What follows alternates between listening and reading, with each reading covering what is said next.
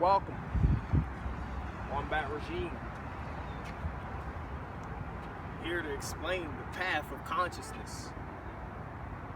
Life isn't as random as you may think it may be. There's certain parts of this game that we call life that are very straightforward and cause and effect like.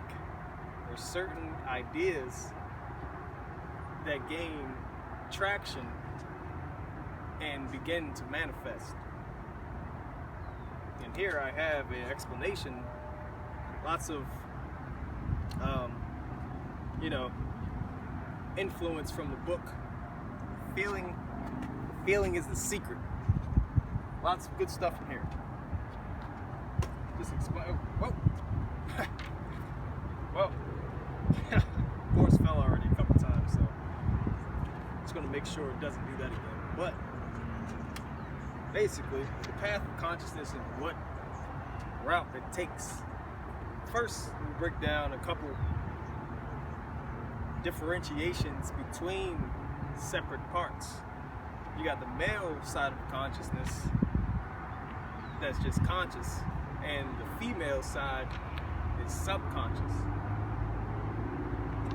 As you can see, the male, then you have the female, and basically the male side, which is conscious, impresses ideas on the subconscious, and therefore the subconscious gives expression and form to those ideas, which is impressed upon him. Like, give you an example, like, having a kid. Something goes in something else, and then an expression comes out of that thing which had something go inside of it. If that makes sense. Same concept. It's just the way the brain is, or whatever you put it together. Male has something that sticks out. Female has something that sticks in. And once you put that together, then boom. That expression, the idea is expressed after an idea is impressed on the subconscious from the conscious. Basically, feeling plus sensation equals expression. The book goes into a lot of different ways of explaining how, these things come together, and pretty much the conscious side of things is very personal and selective. Like, say a man wants to go out and get some food. It's like that hunter's mentality. You're going out and you select the animal that you want to bring home, and you go after it with relentless intensity until it is within your grasp. And once you've selected that, you bring it home to the female, which not any kind of sexist, representation or, implication, but the female cooks this and gives the food that you captured expression with spices and love, and it tastes really good. Pretty much, that's somewhat how, life could explain that. Someone goes out, hunts the food, someone gives the food expression. Like the saying, you got a house, a woman can make it a home, they give expression to what you've selected. The subconscious, which is female, is impersonal and non-selective. The conscious, which is male, is personal and selective. With this all, how does this tie together? Well, pretty much, that's what I said at the beginning, is life isn't that random. What I mean is, as a male, or the male side of conscious, consciousness, which is conscious, the most dominant ideas that you impress on the subconscious will be expressed, whether it is a desirable or undesirable outcome. Whatever it is, you could give sad ideas to the subconscious, and the subconscious will give form and expression to that, idea that you gave to it. And vice versa. You can give very happy ideas to the subconscious, and that will also come to life, and it'll be realized, and you'll see it in the real world and reality. And this is how things break down in life. This is how you go out and you gain things by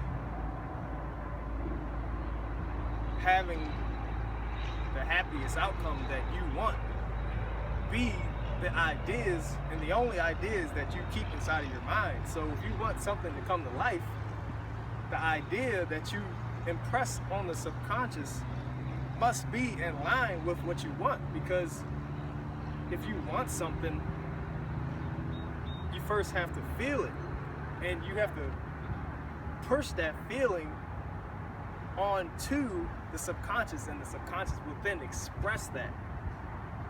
And yeah, pretty much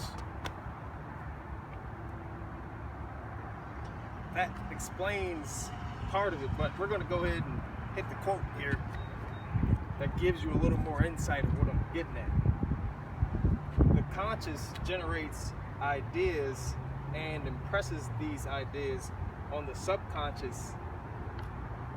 The subconscious receives ideas and gives form and expression to them. I've been explaining that, which pretty much, it brings it all together.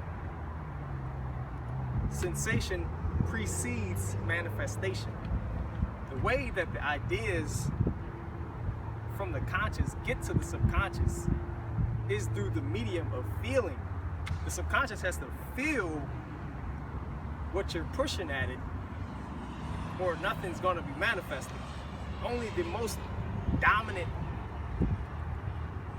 feeling will be expressed. So there could be two opposing ideas in your mind at the same time, one with a positive outcome, one with a negative outcome, or one that you might have thought would be negative.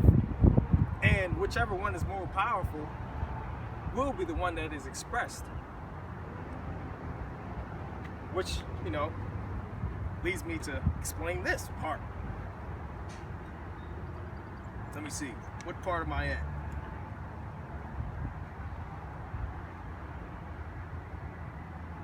Wow. This is actually a lot of good stuff in here.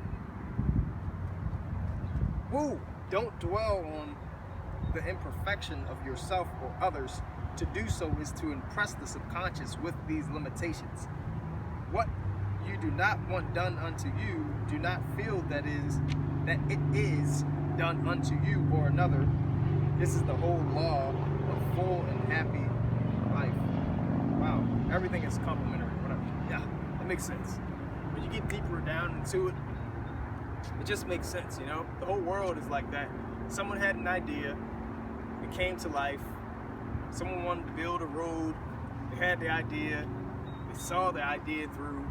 And it manifested because it was the most dominant idea. They didn't think, oh damn, I'm going to make half of a road. They said, no, I'm going to make a whole road, and boom, voila, happened. Only entertain ideas that are connected to your happiness. Suffocate any ideas that are linked to undesirable outcomes through discipline. It all just comes together.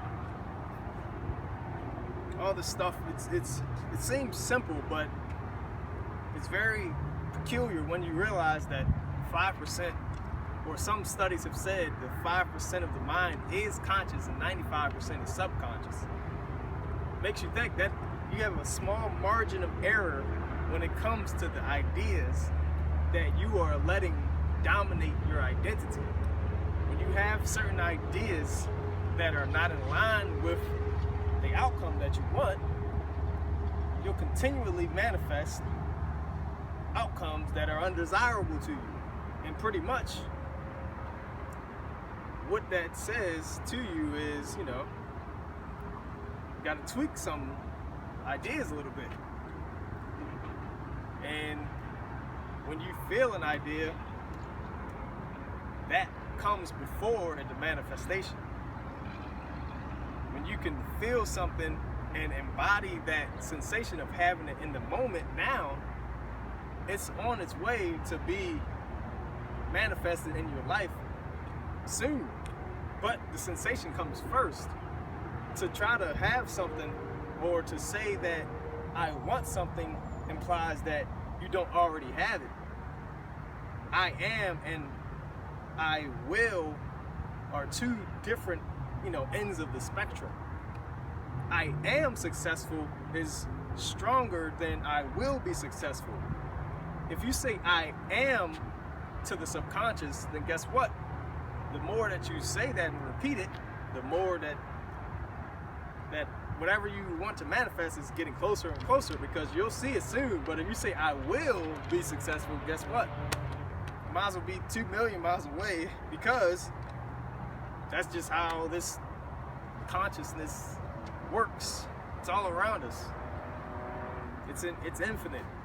It's right there in front of you. It's 1 million miles away. It's a mile away. It's a foot away. It's an inch away. All at the same time. But the more you say I will be, might as well be 1 million miles away. The more you say I am, you may not see it with these two eyes yet, but it's there. It's just building up, And yeah, this is what this book gets into. It gets into a lot of that real just conscious, taking things from the conscious, which is male, to the subconscious, which is female. And a lot of that going from those two and letting those two work together, it gets easier over time. Pretty much, there's a lot of ways you can look at this stuff. I mean, it's really powerful stuff. Phew. Woo! The conscious is objective. Subconscious is subjective. Woo! On that regime. Over and out.